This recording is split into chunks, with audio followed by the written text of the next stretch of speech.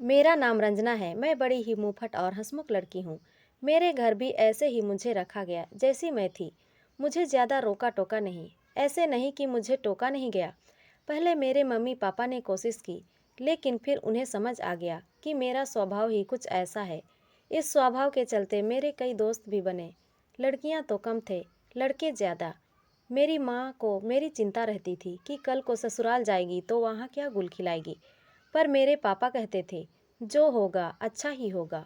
ऊपर वाले ने इसके लिए कुछ सोचा ही होगा। मेरी शादी की उम्र होते ही मेरे लिए रिश्ता ढूंढना घर वालों ने शुरू कर दिया। कई तो घर तक पहुंचते ही नहीं थे। उसके पहले ही केवल इसीलिए मना कर देते थे कि लड़की बोलती बहुत है। अब बताओ भला यह कोई कारण हुआ किसी को रिजेक्ट करने का? लेकिन मुझे इन सब बातों से कोई फर्क नहीं पड़ता था। मैं अपनी लाइफ में बहुत खुश थी। बोले तो बिंदास। मैंने सुना कि एक लड़का घर तक पहुंच गया, मतलब वो देखने वाला था। रविवार को देखने आने वाले, और माँ ने मुझे पहले ही कड़ाई के साथ बोल दिया था कि मैं अपनी हंसी और बातों पर कंट्रोल करके रखूं। सुमित और उसके घर वाले मुझसे मिलने आए और फिर जैसा होता है चाय नाश्ता होने के बाद सुमित और मुझे अकेले में बात करने को कहा गया।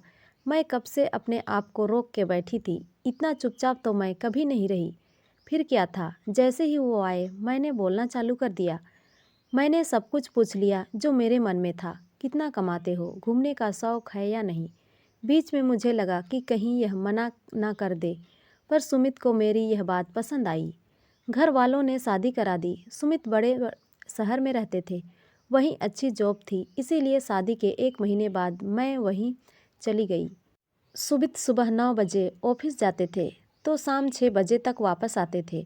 ऑफिस के सारे उनके दोस्त एक दिन हमारे यहाँ खाने पर आए। शादी के बाद यह पहली बार था जब सब मिल रहे थे। उस समय तो मैंने बात नहीं की, लेकिन जब घर वो आए तो मैंने उनके साथ खूब गप्पे लड़ाए। सुमित के बारे में पूछा। सुमित मुझसे बोल रहे थे कि यह मुझसे ज़्यादा तो दोस्त तुमसे लग रहे हैं। उसमें ही सुमित का एक दोस्त था सरल, वो अब पहले ऑफिस में था, लेकिन अब वो मॉडलिंग करने लगा था। मैंने उसके साथ भी खूब बातें की। वो मुझसे खाना सीखना चाहता था। मैंने बोला, आ जाओ, मैं पूरा दिन फ्री रहती हूँ, कभी भी आओ। सुमित सुबह जब ऑफिस गए तब सरल अगले दिन सच में खाना बनाने सीखने आ गया।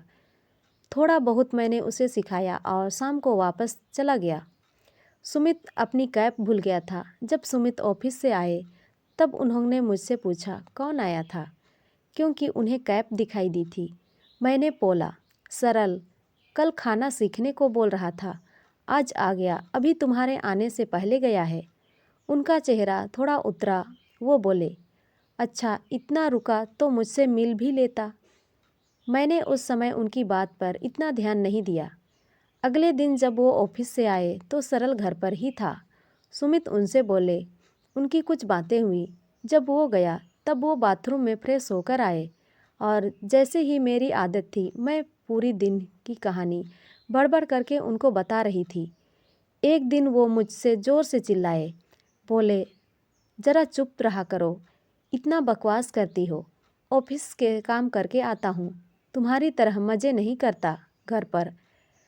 ऐसा गुस्सा मुझ पर कभी किसी ने नहीं किया था, मेरे पापा ने भी नहीं। मेरी आवाज़ बंद हो गई और आंसू शुरू हो गए। मुझे समझ नहीं आया कि उन्हें किस बात पर इतना गुस्सा आया। हम दोनों में बात बंद हो गई। अगले दिन मैंने मम्मी को सारी कहानी सुनाई, क्योंकि मुझे नहीं पता था कि मैंने क्या किया। जो इतना शांत रहने वाले सुमित भी मुझ पर भड़क गए। मम्मी ने मुझे ज़ोरदार डांट लगाई और बोला, तुझे सरल को घर बुलाने की क्या ज़रूरत थी? मुझे समझ नहीं आया। माँ बोली, बेटा वो अभी तुझे पूरी तरह जानता नहीं है, और वो तेरा पति है। अगर तू दूसरे किसी के साथ ज़्यादा घुलेगी तो हो सकता है कि उसे बुरा लगे। मुझे थोड़ा समझ आया कि उनका मूड क्यों खराब हुआ। अगले दिन फिर सरल आता है सीखने के लिए। अब सरल को कुछ प्रोजेक्ट मिल गया था तो 2-3 महीनों के लिए वो बाहर जाने वाला था। सुमित ऑफिस से आए तब सरल को मैंने रोक रखा था। सुमित का मुंह उतरा हुआ था। उसे देखकर और ज़्यादा खराब हो गया। बातों बातों में मैंने बोला, मैं बहुत खुश हूँ।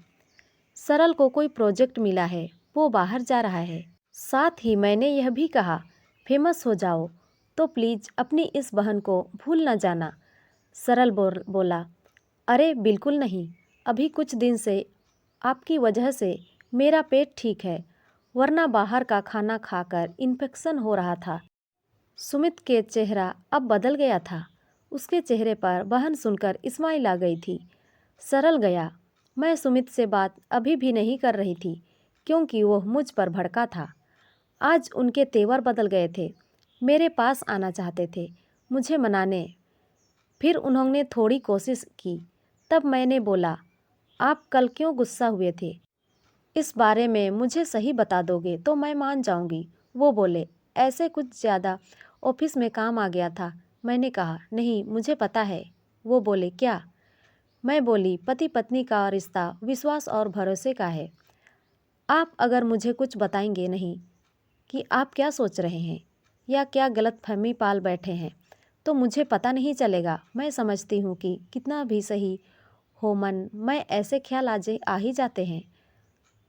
आपकी जगह मैं होती तो शायद वही सोचती जो आपने सोचा, लेकिन हम बात करके एक दूसरे को समझ के सब बातें सॉल्व कर सकते हैं। उनके चेहरे पर बड़ी सी स्माइल थी।